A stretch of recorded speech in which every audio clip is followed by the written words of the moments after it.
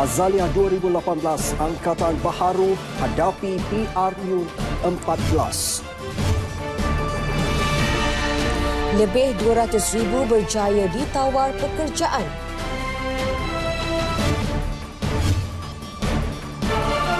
RM5,000 syarikat dikesan tipu GST.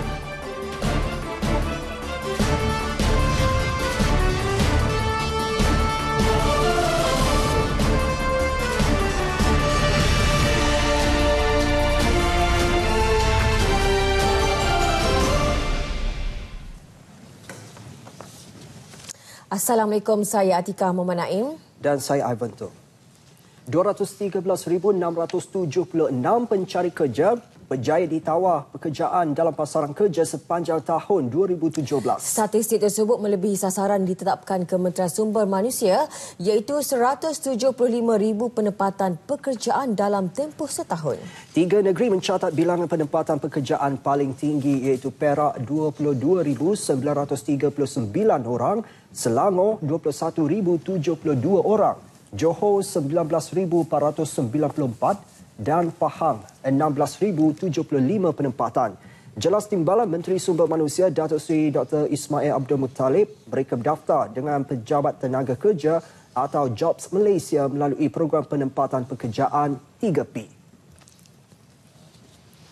Kebangsaan Malaysia Parlimen Barat dalam surat ada anak-anak yang belum daftar pergi ke Job Malaysia, pergi pada website Job Malaysia, daftar pekerjaan.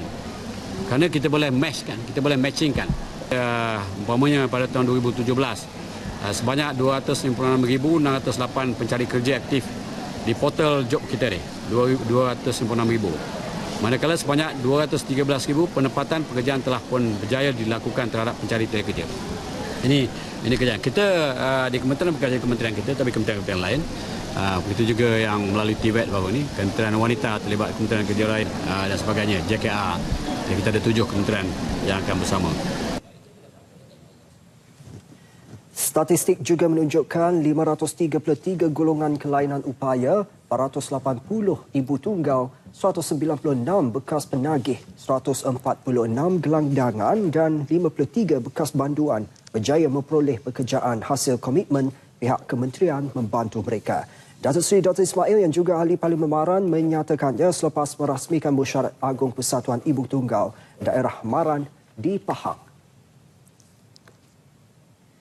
Lebih 5,000 syarikat terbabit dalam penipuan pungutan dan tuntutan balik cukai barang dan perkhidmatan GST sejak ia dilaksanakan pada 1 April 2015. Ketua Pengarah Kastam Datuk Seri T. Subramaniam, pihaknya telah membuka kertas siasatan terhadap semua syarikat terbabit dengan sebagainya telah didakwa di mahkamah.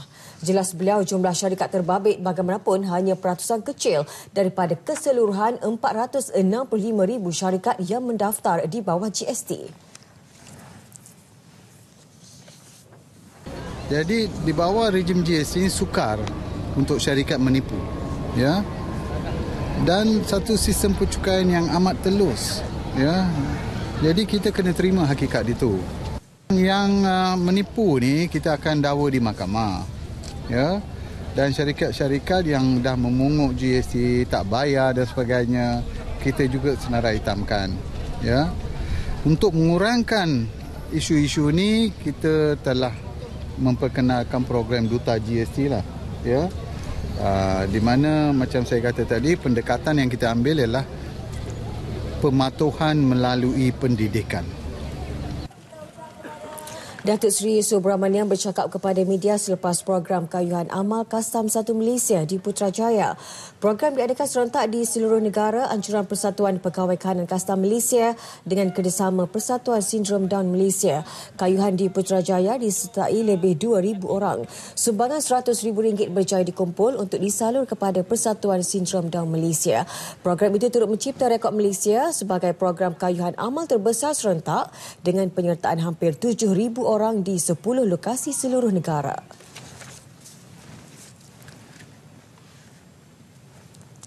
Keputusan membabitkan rancangan pembelian aset komersial dalam pembangunan fasa 2 Battersea Power Station BPS dibuat secara bebas tanpa membabitkan sebarang campur tangan kerajaan. Dalam satu kenyataan bersama, KWSP dan PNB menegaskan keputusan untuk meneroka penyusunan semula pemilikan dalam pembangunan BPS merupakan keputusan pelaburan semata-mata. Ia membabitkan lembaga pengarah dan perusahaan kanan BPS bersama KWSP serta PNB. KWSP dan PNB turut mengesahkan telah menandatangani perjanjian dasar untuk induk dengan Battersea Phase 2 Holding Co Limited untuk memulakan rundingan awal bagi pembelian aset-aset komersial dengan nilai anggaran RM8.76 bilion. Bagaimanapun perjanjian itu tidak terikat dan tertakluk kepada rundingan dan usaha wajar selanjutnya. KWSP dan PNB kini menimbang untuk membeli pemilikan dalam fasa 2 iaitu The Power Station. Projek utama dengan kebanyakannya terdiri daripada ruang runcit dan pejabat. Ia merupakan peluang strategik untuk memiliki aset hartanah yang unik dan ikonik serta mampu menjana aliran pendapatan mampan pada masa hadapan bagi kedua-dua organisasi itu. Menjalin kesepakatan antara Puteri Parti Komponen Barisan Nasional BN bersama Pertubuhan Bukan Kerajaan NGO Mahasiswi dan Wanita Muda menjalin kerjasama dalam memberi sokongan kepada BN. Rangkaian Sahabat Puteri BN Azalia 2018 dilancarkan Perdana Menteri Datuk Seri Najib Tun Razak yang meletakkan harapan gabungan itu akan menjadi angkatan baru yang disegani dan hebat dalam jentera BN.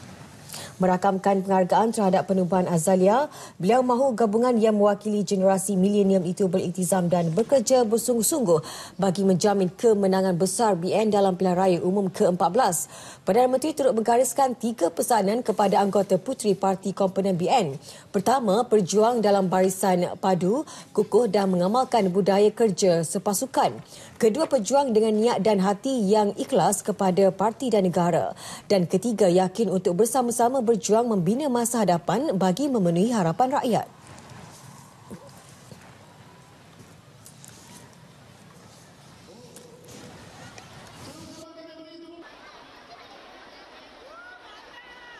Kita boleh menjaga keselamatan negara kita. Tidak ada ancaman yang mendatangkan mudarat kepada rakyat Malaysia kerana usaha kerajaan.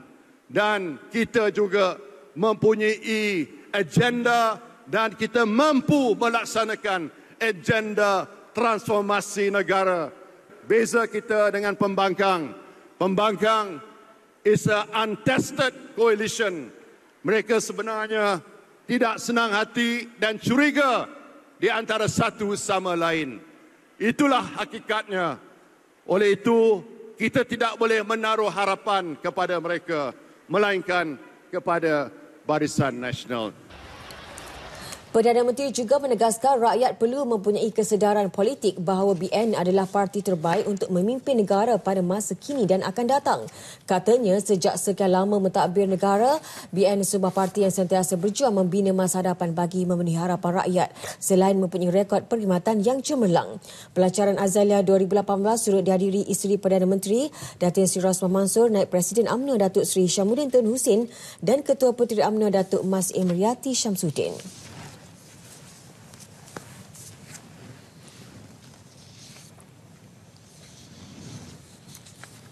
Akan berada di barisan hadapan dalam memastikan kemenangan berganda BN pada PRU ke-14. Itu tekad Azalia 2018. Pengurusinya Datuk Mas Emriati menegaskan Azalia 2018 akan bergerak sebagai sebahagian pasukan barisan pertama bagi memastikan BN terus mendapat sokongan pengundi muda. Data terkini Suruhanjaya Pilihan Raya SPR menunjukkan pengundi muda berusia bawah 40 tahun seramai 14.8 juta orang atau 40% daripada keseluruhan pengundi berdaftar. Rangkaan SPR juga menunjukkan 20% pula merupakan pengundi kali pertama. Justru adalah penting pasukan Sahabat Puteri BN meyakinkan anak muda bahawa BN adalah parti terbaik. Yang pertamanya adalah untuk gerak kerja IT, Puteri, dan kita akan minta juga bantuan daripada sahabat-sahabat Puteri BN untuk membantu, yang keduanya untuk engage dengan orang muda, dan yang ketiga JR Plus, iaitu menjadi nadi utama untuk kita melihat kecenderungan, sokongan dan sebagainya. Di samping keempat, sesi penerangan, bukan hanya sesi penerangan turun bercakap ni, tetapi juga sebagai cyber troopers dan juga untuk menjawab tangkis tomahan dan sebagainya. Beliau menyifatkan perasmian Azalia 2018 sebagai simbolik kepada kekuatan wanita muda dan menyambut baik amanat Perdana Menteri yang menjadikan 2018 sebagai tahun pemerkasaan wanita.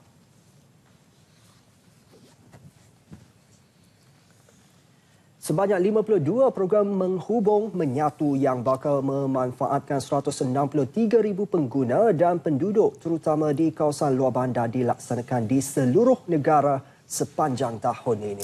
Timbalan Menteri Komunikasi dan Multimedia Datuk Seri Jailani Johari berkata sepanjang program CTU sebanyak 38 menara telekomunikasi dibina di seluruh negara dan tahun lalu 78 program NBOS menghubung menyatu dilaksana di seluruh negara yang memberi manfaat kepada lebih 400,000 penduduk. Sasarannya 1 juta penduduk boleh menikmati kemudahan tersebut menjelang tahun 2020.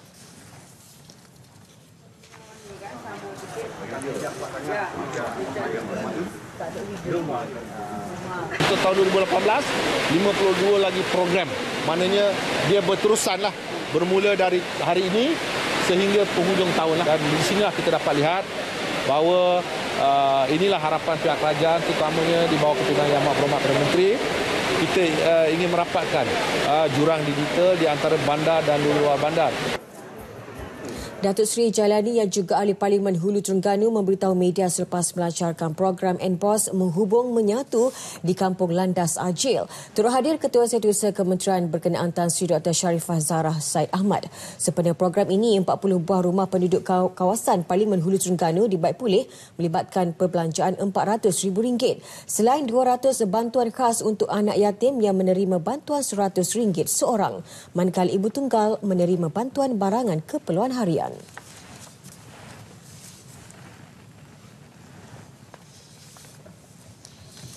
Sejak diperkenalkan pada tahun 2013, program Water for Life, inisiatif Petronas Dagangan Berhad PDB telah memanfaatkan lebih 14,000 penduduk di seluruh negara. Bersama Persatuan Pencinta Alam Malaysia MNS, PDB mengembangkan tanggungjawab sosialnya ke Perlis yang memberi manfaat kepada lebih 1,000 penduduk Kampung Baru Lubuk Macang. Menurut Ketua Pegawai Eksekutif PDB, Datuk Muhammad Ibrahim Nurdin Muhammad Yunus, sukarelawan terdiri daripada kaki tangan PDB dan MNS turun padang bagi kerja pemasangan tangki air berkapasiti 1,000 galeng dan dilengkapi sistem penapisan.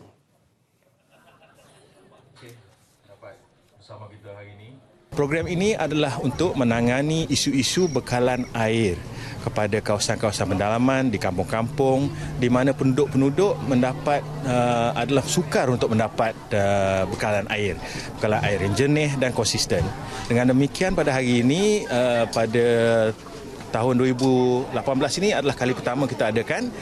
Sebelumnya kita sudah mengadakan 13. Jadi kali ini 14 kawasan kami telah adakan Water for Life.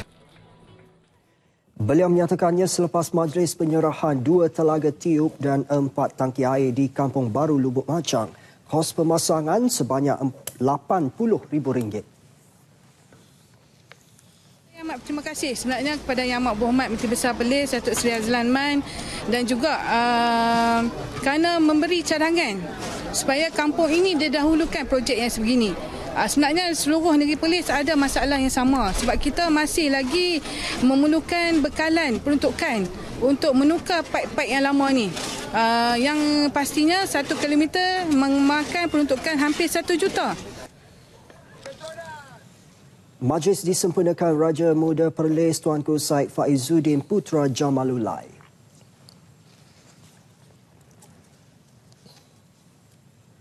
Program titik sentuhan anjuran Politeknik Sultan Haji Ahmad Shah Polisas yang dilaksanakan di Kampung Balok Kuantan dilihat perlu dilaksanakan secara berterusan. Ia bagi memastikan golongan sasar yang terdiri daripada rakyat kurang berkemampuan mendapat manfaat secara keseluruhannya.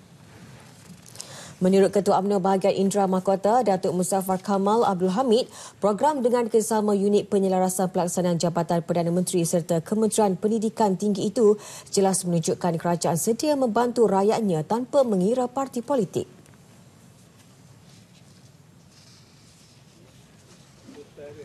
Amat-amat berterima kasih kepada kerajaan yang ada hari ini yang telah pun memberi peruntukan yang begitu banyak kepada kita walaupun kita di bawah adun bukan daripada Barisan Nasional tetapi masih lagi prihatin. Beliau ditemui selepas merasmikan Majlis Penutup Program Touchpoint Cabinet Away Day Politeknik Sultan Haji Ahmad Shah Polisas 2017 di Kampung Balok Baru di Kuantan. Turut hadir Pengarah Politeknik Sultan Haji Ahmad Shah Polisas Nurlida Abdul Razak. Dalam program itu, 56 rumah penduduk yang terpilih dalam kawasan Parlimen Kuantan dan Indra Mahkota dibaik pulih. Ia dilaksanakan melibatkan 2 fasa bermula awal November lepas sehingga hujung Januari ini dengan kos keseluruhan RM280,000.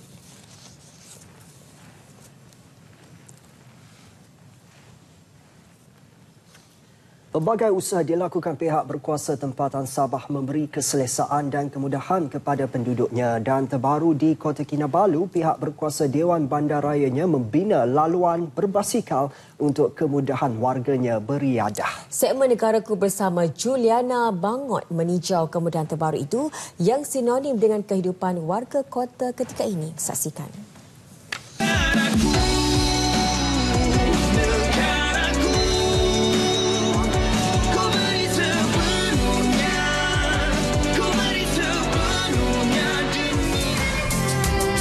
Pembangunan laluan basikal ini merupakan projek koridor pembangunan Sabah oleh Dewan Bandaraya Kota Kinabalu di BKK yang dibiayai Kerajaan Persekutuan. Fasa pertama laluan berbasikal bermula dari simpang Signal Hill Park Jalan Tun Fat Stevens hingga ke Jambatan Yayasan Sabah sejauh 4.3 km yang siap pada tahun 2014. Sementara fasa kedua dari Perkesa Tanjung Aru hingga ke Anjung Senja Pusat Bandar sejauh 2.8 km yang siap setahun kemudian dengan kos RM16 juta. Dengan ini dapat menggalakkan gaya hidup sihat melalui aktiviti berjalan dan berbasikal dalam bandaraya Kota Kinabalu lah. Sambutan warga kota kepada kemudahan baharu ini amat menggalakkan dengan hampir 1,000 orang menggunakan trek ini setiap minggu. Ini merupakan laluan berbasikal antara pelabuhan Kota Kinabalu hingga ke Yayasan Sabah yang menjadi antara pilihan para penggemar riadah berbasikal kerana pemandangannya yang cantik.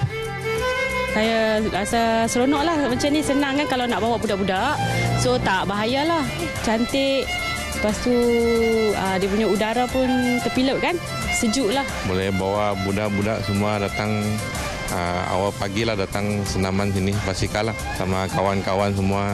Selesa lah untuk kita punya rakan-rakan berbasikal ni, memang selesa untuk berbasikal di tempat ni. Laluan berbasikal yang dihaskan ni adalah satu idea yang bagus dan memberi manfaat kepada masyarakat khususnya di kawasan persekitaran Bandaraya Kota Kinabalu. Fasa ketiga kemudahan ini pula bermula dari Yayasan Sabah hingga ke Universiti Malaysia Sabah UMS dan bakal menanti penggemar riadah berbasikal menggunakannya Julai ini. Laluan sejauh 3.1 km itu lebih istimewa kerana pengguna akan menikmati keindahan hutan paya bakau di sepanjang laluannya. Keseluruhan ketiga-tiga fasa itu menjadikan laluan berbasikal menjadi 10.1 km. Projek ini seiring dengan wawasan menjadikan Kota Kinabalu bandaraya peranginan semula jadi dengan pembangunan mampan, mesra dan sejahtera menjelang 2020. Juliana Bangot dan Nur Hisham Ismail untuk RTM.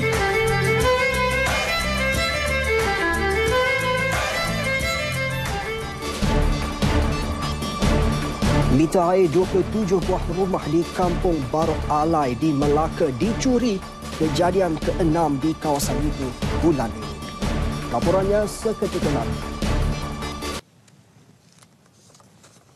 Bersua kembali, sumbangan kerajaan negeri Sabah sebanyak 6 juta ringgit kepada Jabatan Sukarelawan Malaysia Rela negeri itu, bukti kerajaan negeri sentiasa menghargai peranan dan jasa anggota rela. Ketua Menteri Tan Sri Musa Aman berkata beliau tidak teragak-agak meluluskan jumlah yang begitu besar, khususnya dalam menjayakan penugasan pasukan rela di kawasan Zon Selamat Timur Sabah Zone sejak 1 Januari lalu.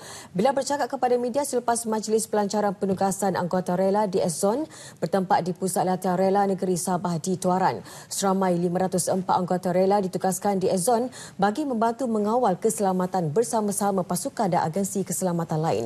Kerajaan negeri turut bersetuju untuk menyediakan tapak bagi pembinaan sebuah lagi pusat latihan rela bagi pantai timur Sabah. Pusat latihan kedua jabatan itu akan dibina di Sandakan di tapak seluas kira-kira 20 hektar.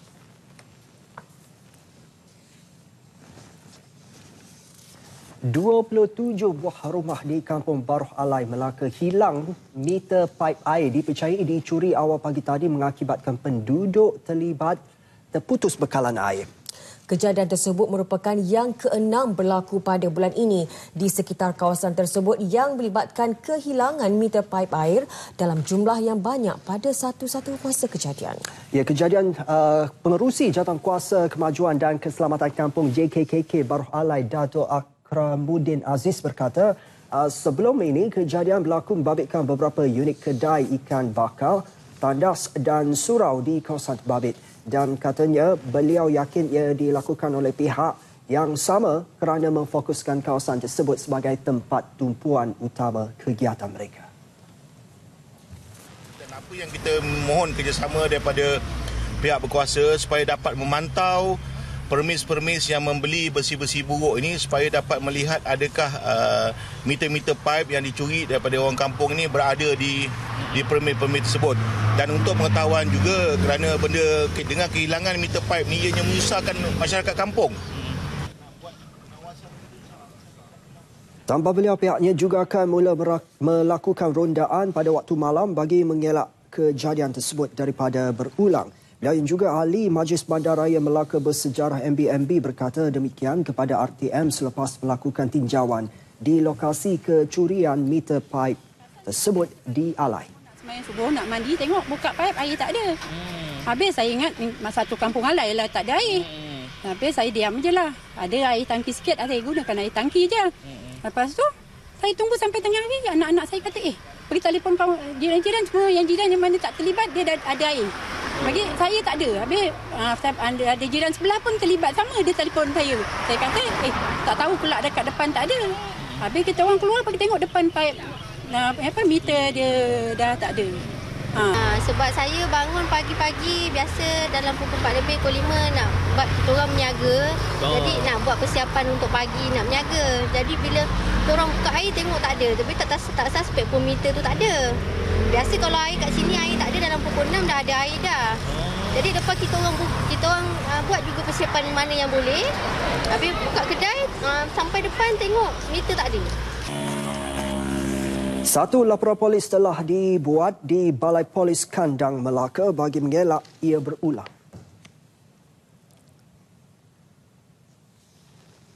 Selepas Perak, Langkawi menjadi lokasi kedua bagi penternakan udang menggunakan teknologi tinggi digelar Lita Lumba. Projek ternakan udang putih Amerika Selatan berskala besar yang akan dijalankan di pulau itu dijangka menghasilkan nilai tuaian sehingga 1.5 bilion ringgit selepas 3 tahun. Menurut Presiden Angkasa Datuk Abdul Fattah Abdullah, kaedah menggunakan gabungan teknologi Amerika Syarikat dan China itu menghasilkan tuaian baik sehingga mencapai 95% kadar hidup udang dan boleh dituai dalam masa 80 hari.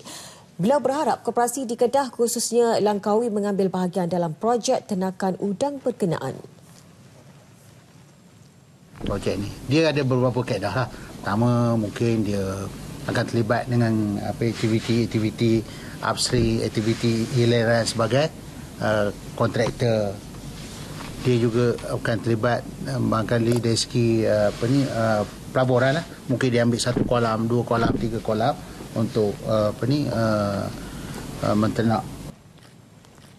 Beliau berkata demikian selepas menyaksikan majlis menandatangani memorandum persefahaman MOU Teknologi dan Kontrak Pertanian antara Koperasi Pelaburan Pembangunan Hartanah Perak Berhad KPPH dan Fuo Group dari China di My Angkasa Resort dan Akademi MAAR Langkawi. Projek usaha antara Angkasa dan KPPH itu akan dibangunkan di kawasan seluas 101 hektar dan bakal menyediakan lebih 1,000 peluang pekerjaan.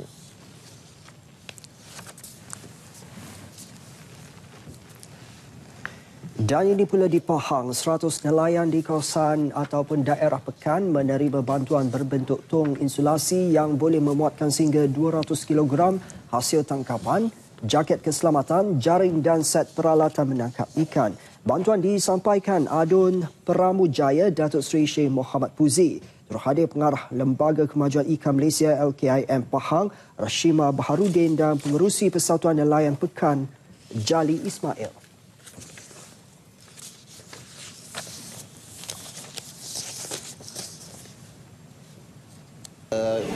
Macam kita orang semua bersyukur dan suka sikit lah sebab ada bantuan, meringankan beban sikit lah kita. Keputusan kerajaan untuk membina kampus Universiti Teknologi MARA UiTM di daerah Baling Kedah bakal memberi impak positif terhadap sektor pendidikan di kawasan tersebut. Malah ia juga bakal merajakkan pertumbuhan ekonomi kawasan setempat dengan pembinaan pelbagai kemudahan kelak. Rata-rata penduduk Baling yang ditemui menyambut baik usaha murni kerajaan itu.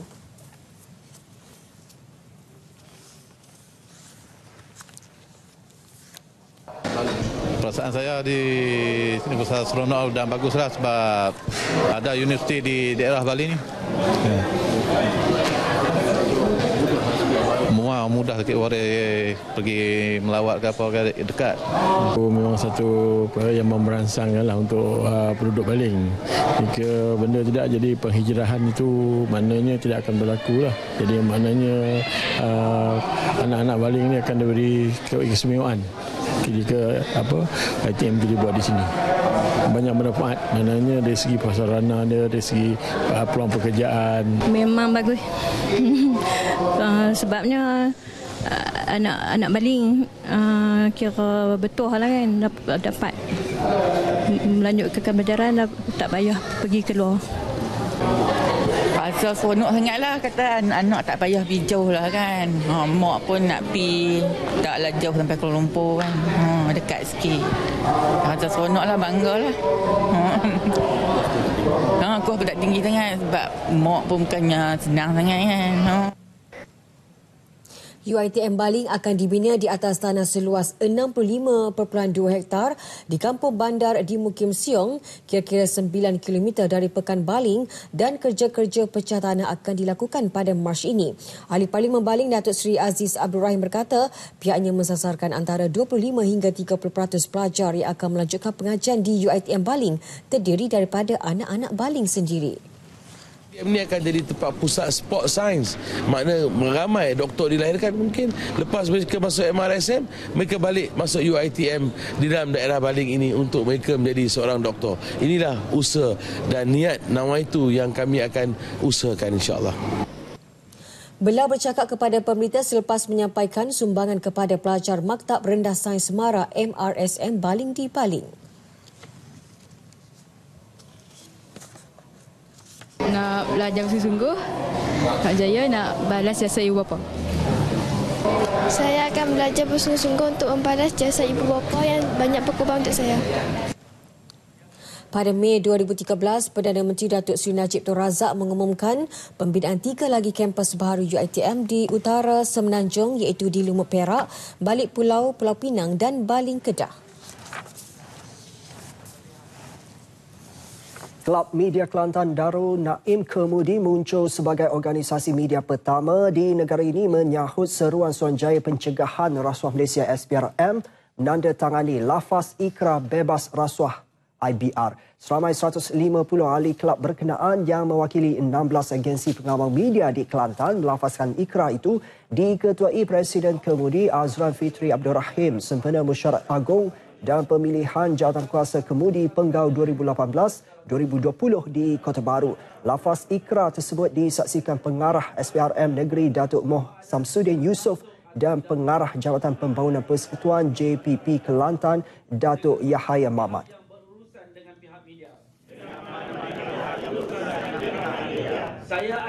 Ikrar bebas rasuah ini saya harapkan agar ianya dihayati betul-betul, kerana ikrar yang dilafazkan oleh pihak media ini hendaknya mereka mempunyai bukan setakat untuk ikrar sahaja, malah mereka juga akan berani untuk datang ke depan apabila ditawarkan rasuah.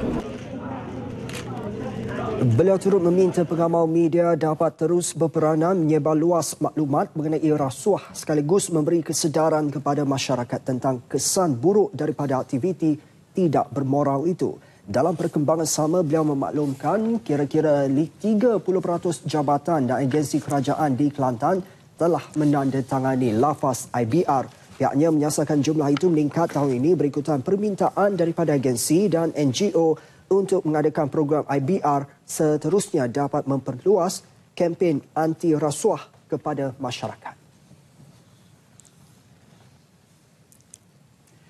Stesen Radio KLFM membuka tirai 2018 dengan membawa pelbagai seleksi hiburan dan aktiviti menarik buat pendengar setianya di sekitar Kuala Lumpur. Lembah Pantai menjadi destinasi pertama untuk Fiesta Sehati yang berlangsung hari ini bermula 2 petang hingga 10.30 malam di perkarangan Dewan Masyarakat Taman Sri Sentosa. Selain membawa hiburan untuk seisi keluarga, Fiesta Sehati at Lembah Pantai bertujuan merayakan perkhidmatan kerajaan kepada semua lapisan masyarakat menerusi gerai pameran oleh agensi-agensi kerajaan. Untuk pada hari ini kita ada pemeriksaan kesihatan secara percuma yang mana membolehkan semua rakyat sama ada tak kisah bangsa lah untuk datang untuk mendapatkan perkhidmatan yang terbaik, dan juga kita ada juga perkhidmatan daripada Baitul Mal dan juga untuk mereka tak dapat lagi kad pintar untuk KL itu boleh dapatkan di sini jugalah. Program Fiesta Sehati di Lembah Pantai ini saya rasa satu program yang disambut baik oleh penduduk-penduduk khususnya di kawasan Taman Sri Sentosa ini. Dah lama tak ada program-program seperti ini dan ini sikit sebanyak menggalakkan sefahaman dan mengukuhkan lagi silaturahim penduduk. Rata-rata pengunjung yang hadir berpuas hati dengan penganjuran program seumpamanya di kawasan itu.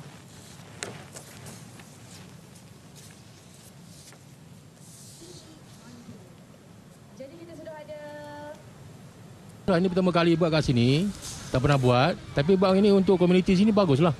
Kan untuk ahli-ahli sini melakkan daripada mengeratkan perpaduan. Program ni bagus untuk mengeratkan lagi silaturahim yang kita tak tahu apa yang tentang Fiesta Sehati Lembah Pantai ni kan. Kebetulan juga kami lalu di sini sebab apa saya duduk di Pantai Dalam. Bukan di sini. Kami lalu di sini pun dia singgah di sini. Saya dah pergi melawat gerai mana yang dia orang ada menjual tu. Lepas tu saya pergi cek darah. Okey, ketinggian alhamdulillah. Pengunjung yang hadir juga berpeluang menyertai uji bakat pertandingan bintang kecil dan bintang PR Ramli bersama artis jemputan Najwa Latif dan Yazid Izaham. Turut diadakan rakaman slot kasih kepada kekasih bersama Ustaz Hazlin Bollywood. Kemuncak Fiesta menyaksikan konsert mini Teh Tarik 1 dan pentarama menampilkan artis-artis terkemuka tanah air seperti Hazami, Hakim Rusli, Tajul dan Syafiq Farhan yang membuat persembahan di sebelah malam. Fiesta ini dijangka akan melengkapkan siri jelajahnya ke beberapa lokasi lain.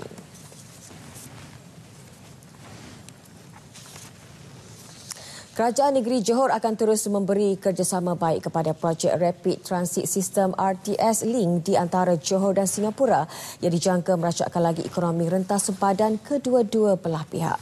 Menteri Besar Datuk Seri Muhammad Khalid Nordin berkata, projek yang dijangka siap pada tahun 2024 akan memberi manfaat kepada lebih 300,000 rakyat Malaysia yang bekerja di negara jiran itu. Jelasnya lagi, Johor perlu bersedia menerima pelbagai manfaat pembangunan ekonomi yang akan diterima dari negara itu ke negeri ini, antaranya peluang pekerjaan dan ke arah bandar pintar. Beliau berkata demikian ketika diminta mengulas berhubung perjanjian dua hala projek RTS Link di antara Malaysia dan Singapura yang ditandatangani Perdana Menteri.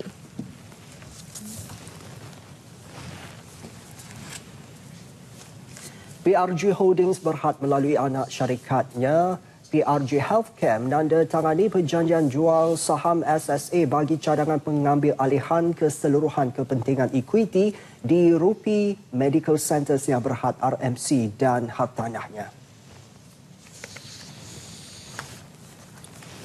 Menurut pengarah urusannya Datuk Leo Shun Hang, cadangan mengambil alihan Pusat Perubatan Swasta RMC itu dengan nilai pertimbangan RM18.3 juta.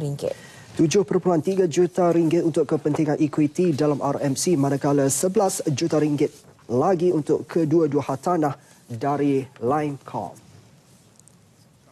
In 2014, and today is another milestone for us because we intend to diversify into healthcare business, which subject to our shareholders' approval.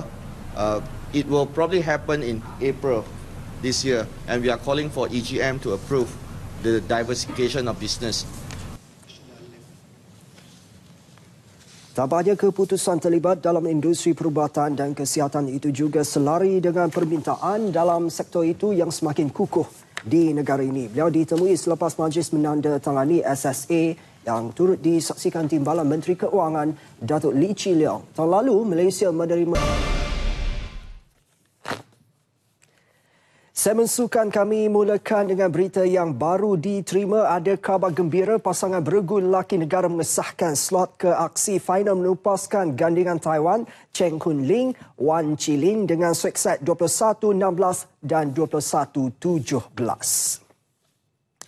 Sungguh pun dua pemain perseorangan wanita negara Goh Jing Wei dan Lee Ying Ying gagal melangkah ke separuh akhir. Ketua Jurulatih Datuk Teh Su Bok menyifatkan persembahan yang dipamerkan kedua-dua pemain bimbingannya itu sebagai antara yang terbaik dalam saingan badminton Masters Malaysia kali ini. Datuk Teh Su Bok turut memberi pujian kepada Jing Wei dan Ying Ying kerana berani berdepan lawan lebih berpengalaman dan ranking lebih tinggi. Bukan sahaja memberikan aksi sengit tetapi juga semangat luar biasa yang dipamerkan Jing Wei dan Ying Ying menarik perhatian Su Bok. Overall dia main bagus lah. Of course masih ada gap yang agak besar. Tapi bagi saya I think dia punya motivation, semangat dia untuk main, tak putus asa, cuba fight kan. Of course kalau kira tactical tu masih okey lagi. Of course opponentnya tactical lebih bagus, quality lebih bagus. So mereka mungkin agak struggle lah. Tampaknya kedua-dua pemain itu turut menunjukkan peningkatan dari segi kemahiran dan teknik. Bagaimanapun beliau berpendapat mereka masih perlu tingkatkan ketahanan mental bila berdepan lawan lebih baik. Jika diambil kira sejak kejohanan Masters Thailand minggu lalu, Jabatan Perseorangan Wanita telah mencatat keputusan positif dan Su Bok menyifatkan ia sebagai permulaan yang baik untuk tahun ini. Kalau permulaan tahun ni mungkin is good start for women single lah kan. Of course mungkin mereka boleh become better lagi kalau usaha ditingkatkan lagi kan semua. Of course saya berharap mereka akan pergi lebih jauh lah.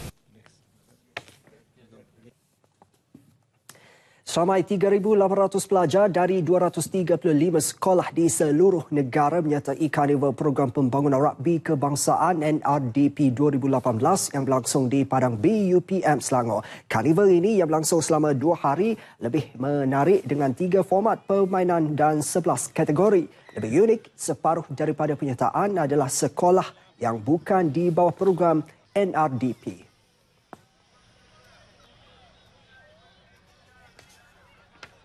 Iaitu pertama untuk kategori perempuan kita gunakan undang-undang World Rugby Touch Rugby. Kemudian untuk sekolah rendah bawah 11 dan 12 tahun lelaki kita gunakan peraturan MSSM Rugby Rimau. Dan untuk yang lelaki bawah 13 hingga 17 kita gunakan format 7-11. Kategori lelaki melibatkan umur bawah 11 hingga 17 tahun manakala perempuan berumur bawah 11, 12, 15 dan 17 tahun. Seramai 12 panel, jurulatih dan pemilih program Elite NRDB akan mencari pemain yang berbakat untuk diserapkan dalam program Elite NRDB nanti. Sementara itu, Amira Haika dari Sekolah Menengah Sains Selangor memilih sukan rugby berbanding sukan lain kerana mahu mencuba sesuatu yang baharu. Kalau permainan lain, kebanyakan macam perempuan macam netball, basketball, macam rugby ni macam major semua lelaki. So macam nak cuba benda yang macam ni, lain lah, rare sikit. Saya support saya main. So support semua family yang datang ni semua support kita orang. So macam tak ada halangan pun kita orang main benda ni. Faktor format permainan rugby rimau yang lebih mementingkan kecerdasan dan kepantasan berbanding saiz tubuh besar banyak membantu memberikan pendedahan sukan rugby di peringkat sekolah. Rugby yang kita buat ni ialah version Malaysia lah, rugby harimau. Jadi rugby harimau ni kita popularkan balik. Sebab satu masa dulu dia ada. Makin mendapat sambutan sebab semua murid dah nampak banyak perubahan dari segi pendedahan mengenai sukan rugby. Yang mana sukan rugby adalah salah satu sukan yang selamat dimainkan lah. Seterusnya, bola sepak Piala Badan di edisi ke-58 perlawanan akhir menyaksikan Perak muncul johan pada edisi kali ini setelah membelasah Melaka 5-1 pada perlawanan yang berlangsung di Stadium Majlis Perbandaran Selayang MPS malam semalam. Perak yang turun dengan diperkuatkan 3 pemain bukan India, Muhammad Syafiq, Muhammad Aidil Syafiq dan Abdul Razak lebih banyak menguasai perlawanan dan sebaik whistle dibunyikan. Bagaimanapun Perak terpaksa menunggu sehingga minit ke-26 untuk memecah kebuntuan gol dengan gol pertama dijaringkan oleh H. Haris Warren. Perak menambah satu lagi gol 5 minit sebelum separuh masa pertama berakhir. Bersambung babak kedua, Perak terus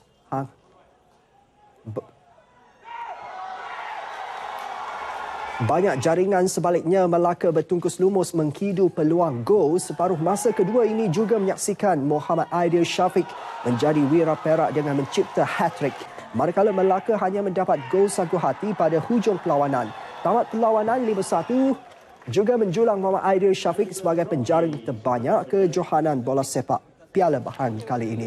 Selaku juara, Perak membawa pulang piala pusingan serta wang tunai 20.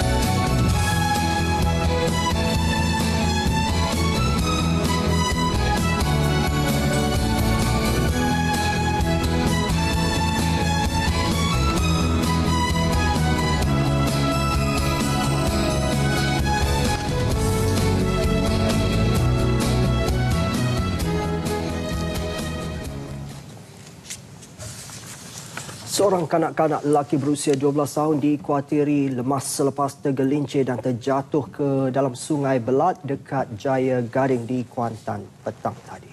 Kejadian jam 2 petang itu dipersyai berlaku ketika Muhammad Danish Haikal Semar sedang memancing bersama beberapa rakannya di sungai berkenaan.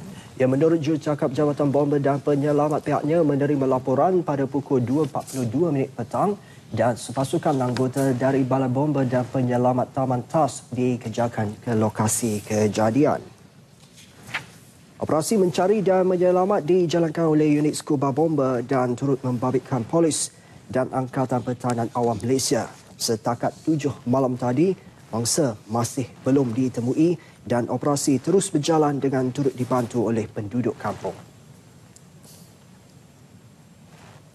Sementara di Kemaman Terengganu, seorang murid maut selepas basikal yang ditungganginya dirempuh 2 buah motosikal ketika mangsa cuba menyeberang jalan di Bandar Cukai Kemaman. Kemalangan berlaku kira-kira pukul 8 malam tadi di kilometer 1 Jalan Cukai ke Air Putih berdekatan Ibu Pejabat Majlis Perbandaran Kemaman. Mangsa Muhammad Adib Ashraf Badrul Hisham, 10 tahun, murid tahun 4 Sekolah Kebangsaan Cukai, meninggal dunia kira-kira pukul 9.30 malam ketika menerima rawatan di unit kecemasan dan trauma Hospital Kemaman. Ketua Polis Daerah Kemaman, Superintendent Muhammad Said Ibrahim berkata, kemalangan dipercayai berlaku apabila 2 buah motosikal ditunggang 2 lelaki gagal mengelak lalu melanggar mangsa yang sedang melintas jalan. Ekoran kemalangan itu mangsa dikatakan tercampak ke atas jalan dan mengalami kecederaan parah pada bahagian kepala dan badan. Kedua-dua penunggang motosikal hanya cedera ringan.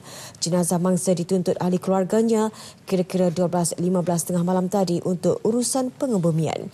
Turut menziarahi keluarga mangsa Ketua UMNO Bahagian Kemaman yang juga Adun Kical, Datuk Seri Ahmad Said.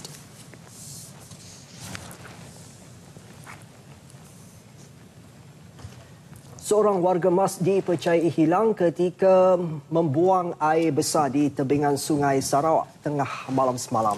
Berikutan itu, 11 anggota bomber dari Balai Kuching dikerahkan ke lokasi bagi mengesah mangsa bujang Abdullah 62 tahun yang kali terakhirnya dilihat berada di jeti Pangkalan Panjang.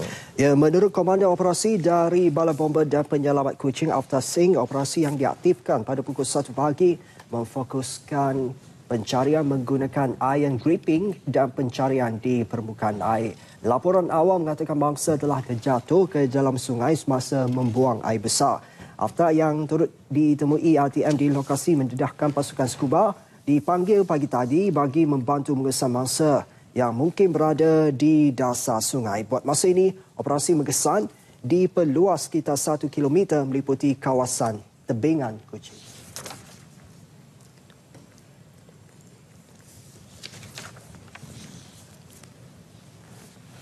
Festival lampu terbesar United Kingdom menjadikan kota London bercahaya sekaligus membantu menghapuskan kemurungan pada musim sejuk. Dipanggil mulia, tidak kurang 58 bangunan diberi pengcahayaan baru yang unik. Ya, pancaran laser di salah sebuah bangunan paling bersejarah London dibuat artis Perancis Patrice Warner. Visual itu mengakhiri Nasional 8 malam ini. Dengan itu, Assalamualaikum. Salam sejahtera.